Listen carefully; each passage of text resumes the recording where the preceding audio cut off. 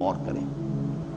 یا ایتھا النفس المطمئنہ، اے وہ جان جو مطمئن رہی، یہ تو اس کا لفظی ترجمہ ہوا، لیکن جیسا کہ میں نے عرض کیا انسانی نفسیات کے بہت ہی اہم حقائق ہیں جو اس ایک لفظ کے پردے میں چھپے ہوئے ہیں۔ یہ وہ مضامین ہیں جو میں نے اپنے درس کے دوران مختلف مواقع پر بیان کیے ہیں، لیکن جیسے میں نے اس سال اپنے تنظیم اسلامی کے سالانہ اجتماع میں بھی اور انجمن کے محاضرات میں بھی کوشش کی کہ بعض جو بنیادی اور اہم مضامین ہیں ہمارے دین کے اور قرآن حکیم کے جو بنیادی تھیمز ہیں ان پر میں نے اپنی سوچ کو اپ ڈیٹ کیا، اور آخری جو نتائج ہیں آج کی تاریخ تک وہ میں نے گویا کہ کوشش کی کہ میں انہیں ایک ترتیب کے ساتھ بیان کروں۔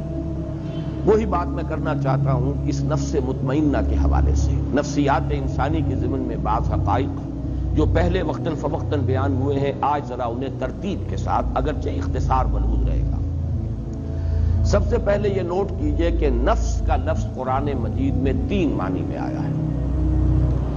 ایک اس کے معنی ہے کوئی شخصیت، مکمل شخصیت، کسی کی ذات پوری کی پوری ذات۔ اب شخصیت انسان کی بھی ہے اور ایک شخصیت، ایک ذات اللہ تعالیٰ کی بھی ہے، لہذا یہ لفظ اگرچہ انسانی شخصیت کے لیے تو قرآن مجید میں بے شمار مرتبہ آیا ہے، لیکن میں صرف یہ نوٹ کرا لینا چاہتا ہوں کہ اللہ کے لیے بھی لفظ نفس آیا ہے۔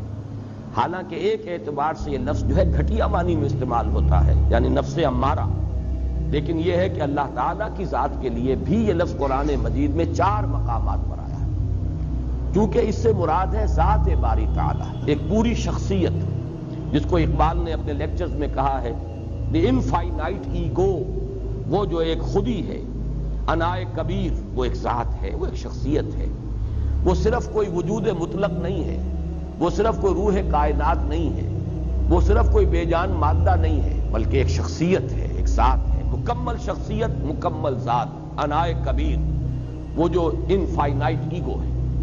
چنانچہ یہ نوٹ کر لیجئے سورہ آل عمران کی آیات نمبر 28 اور نمبر 30 میں 2 مرتبہ یہ الفاظ آئے، وَيُحَذِّرُكُمُ اللَّهُ نَفْسَهُ، اللہ ڈراتا ہے تمہیں اپنی ذات سے، یعنی اللہ کی ذات سے۔ اللہ تعالیٰ تمہیں ڈرا رہا ہے کہ اس سے ڈرو، مجھ سے ڈرو۔ یہاں پر اللہ کی ذات کے لیے 2 مرتبہ نفس کا لفظ آیا، وَيُحَذِّرُكُمُ اللَّهُ نَفْسَهُ۔ اسی طریقے سے سورہ انعام میں بھی 2 جگہ پر، آیت نمبر 12 ہے اور آیت نمبر 54۔ آیت نمبر 12 میں فرمایا كَتَبَ عَلَى نَفْسِهِ الرَّحْمَةَ، اللہ تعالیٰ نے اپنی ذات پر واجب کر لی ہے رحمت۔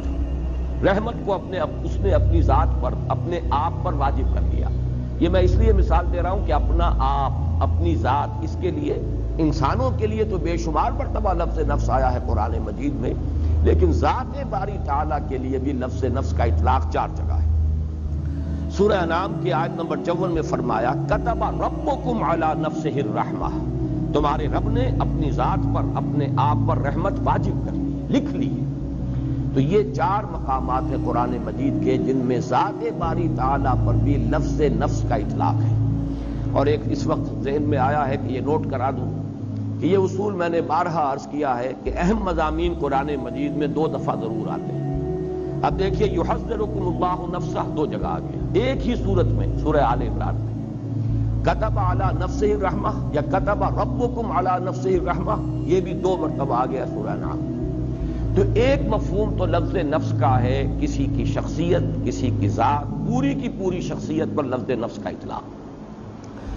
دوسرے معنی میں انسان کی شخصیت کے حیوانی پہلو پر اس لفظ کا اطلاق ہوتا ہے۔ اب اس کے پیچھے وہ پورا فلسفہ جو میں بارہا بیان کر چکا ہوں کہ قرآن مجید سے جو رہنمائی ملتی ہے وہ یہ ہے کہ انسانی شخصیت کمپوزٹ ہے، مرکب وجود ہے انسان کا۔ ایک اس کا حیوانی وجود ہے، وہ خاکی الاصل ہے، زمین سے